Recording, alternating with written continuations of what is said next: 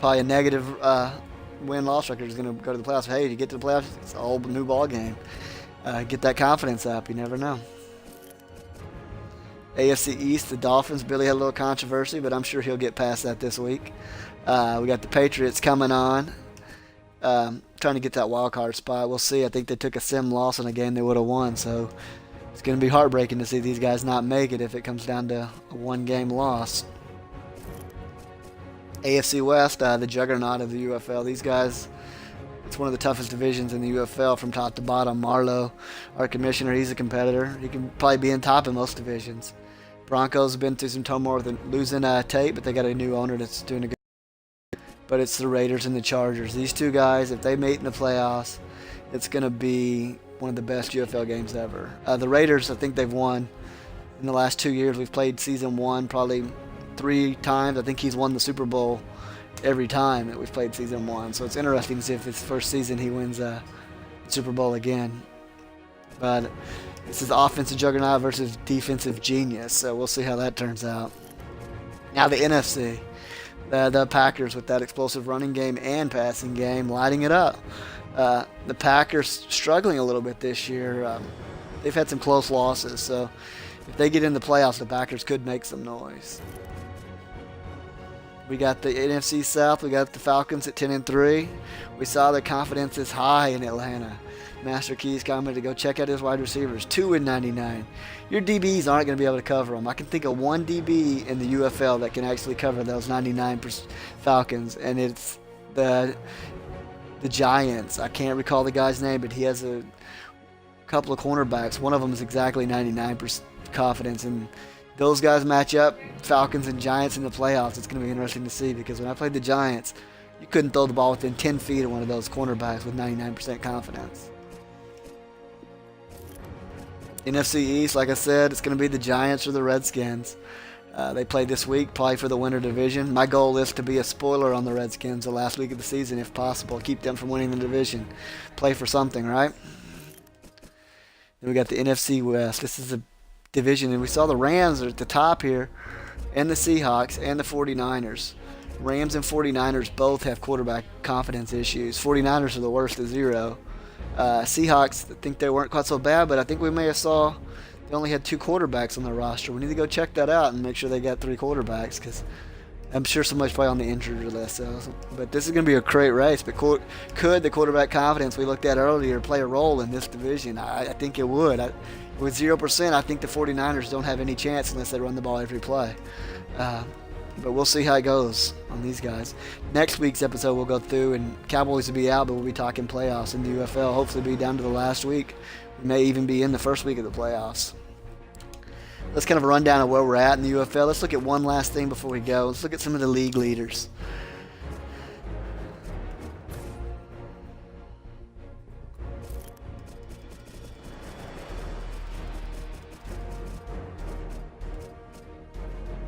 All right.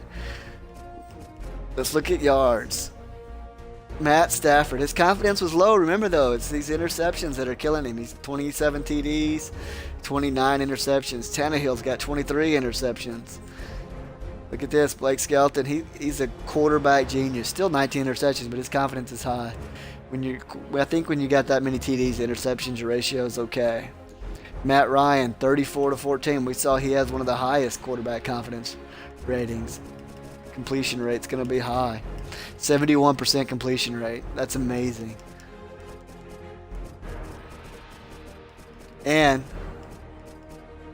been sacked 17 times. This is going to be interesting. Which quarterback has been laid out the most? My first guess is going to be the Steelers, just because I think their 2 tackles are leading the league in sacks given up. Oh, I was wrong. Carson Palmer has been sacked 48 times. I think his confidence was 0 too. Ooh, Skelton's been sacked 40 times. I think that may just be due to attempts. He's attempted 400. Getting sacked, pretty high percentage though. Almost 10% of the time he gets sacked. And there's my guy Romo. My pass blocking is terrible. I got to learn to check down. I got to keep the running back in, keep the tight end in, and shift the line for those blitzes if I don't see him. Robert Griffin. But 48 times. Carson Palmer's sore in the morning. Who's letting the TD passes? We got Carr. It's going to be interesting when we look at the receivers, who's catching the TD passes, because there's going to be people that know the UFL know that the Raiders got a fullback that is probably the most versatile player in the NFL, in the UFL. If the real Raiders using half as good as Mike did, they would be Super Bowl contenders every year.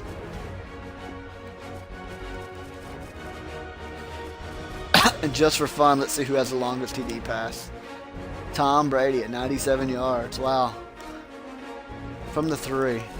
Pretty impressive. Let's go on to the running backs. It's harder to run this year, but you can see we got some guys that know how to do it. Let's look at yards. Peterson, Davis, Spiller, Ellington. You can see it's speed. Speed kills, right? Running backs. And one thing I've noticed is, I don't know how many people have noticed it, but the turbo button. I used to hold the turbo button as soon as I got the ball at the running back, and now I don't, because I truly believe, I don't have anything to prove it, that as soon as you touch that turbo button with your running back, I think the defense's ability to shed blocks goes way up. If you hold off that turbo until you get past the line of scrimmage or hit the hole, you get through it quicker, and those defensive linemen don't seem to be shedding the blocks. I mean, I'm not the best runner in the game, but I mean, I've got almost 1,000 yards, which I'm getting up there. I just got to get the ball more. What's killing me is like almost real life fumbles. Fumbled 4 times. I've only got 2 TDs, so I really struggle in the red zone. But back to the leaders, away from the Cowboys, who are kind of struggling. 18 TDs from AP. So you get in the red zone, you know it's going to AP. Ellington, he's hard to stop. Foster for the Giants. So these two played this week. That's going to be interesting. Forte, Niles Davis, he's got speed and strength. Surprised me when I played this guy. And Jamal Charles, 1,000 yards. Let's go look at the receivers. Look at that, 100 receptions. That is insane. I don't think all my receivers combined have 100 receptions. That's how bad I am at passing. No wonder he's at 99% confidence. The guy's caught 1,500 passes, averaging 15 yards a catch, over 100 yards a game. Looks like they're the only 2 wide receivers averaging 100 yards a game.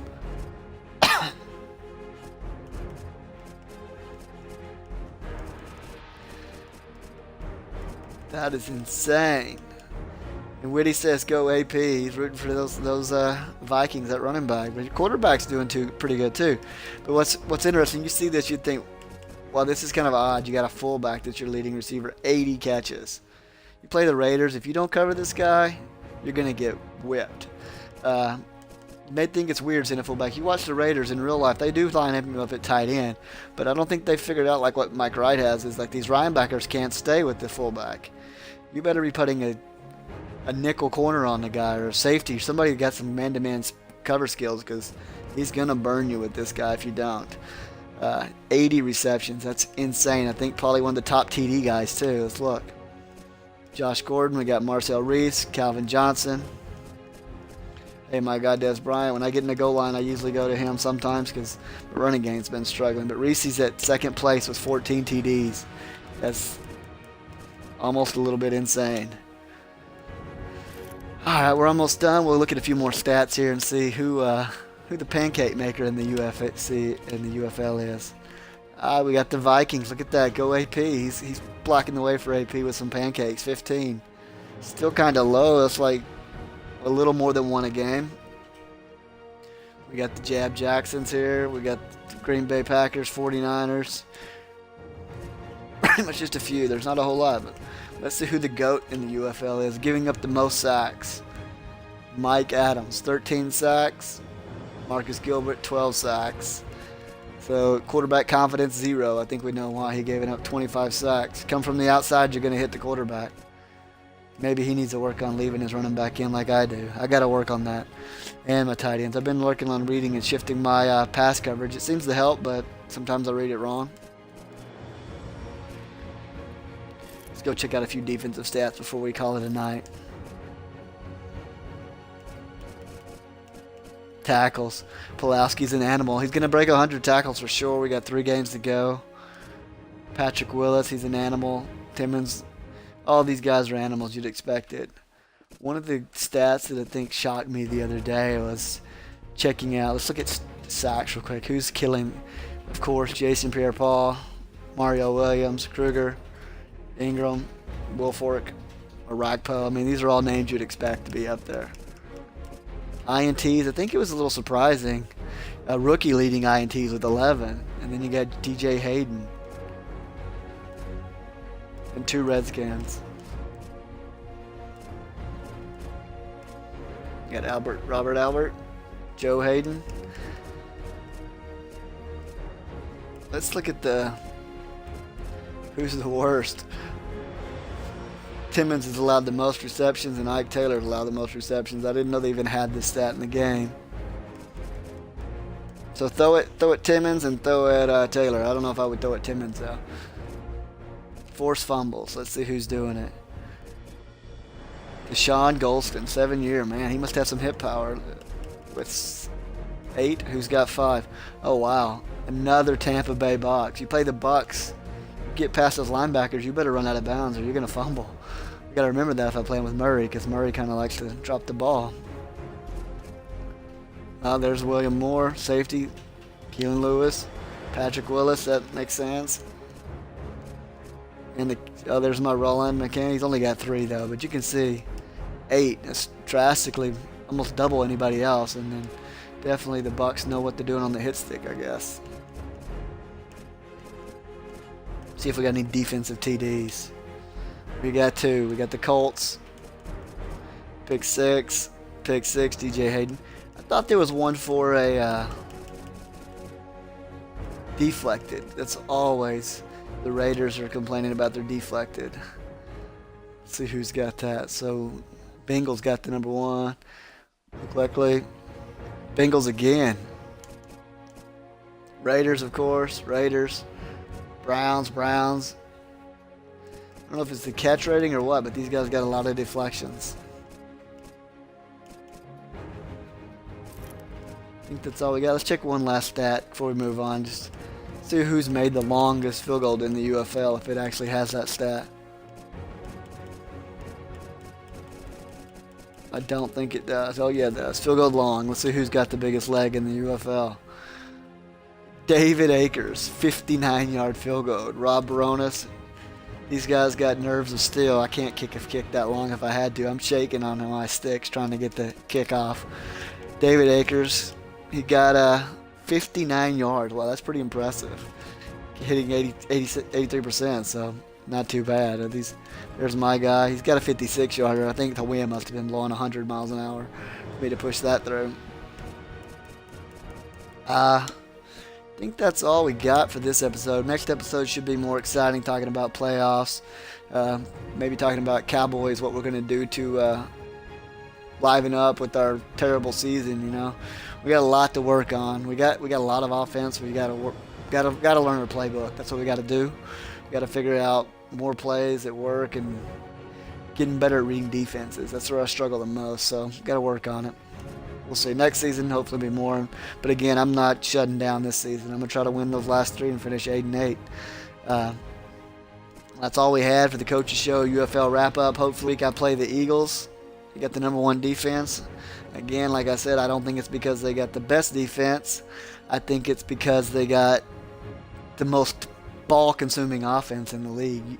You don't get many possessions when you play the Eagles. So this week when I broadcast my game, I think it's going live tomorrow night at 9 Central, I believe. We just watch it. I mean, every possession you got to score or you're not getting the ball back. Should be interesting to see, and hopefully we'll follow the UFL playoffs. Thanks, Marlo, for the comments. Appreciate you watching. Hopefully these will get better. I'll be liven up. I don't got D-Unit's personality, but maybe I'll liven up a little bit and start paying more attention. Maybe get the camera adjusted. I've been working with it on Zoom, but it zooms in and my bald head's shining too much. But we'll work it out. We'll figure something going on. Maybe set up a little office or something. But these will get better, I promise, hopefully. Follow the UFL. Be cool if we could get live chats on with other people from the league and people could listen in and hear everybody talking. We may test that to see if it works on Twitter. I'm not sure if it does. But definitely the UFL is a special league. We got a lot of good players. 17 seasons strong. I think we're by far the best league. So we'll catch y'all later and hope you enjoyed the show. Xbox, stop broadcasting.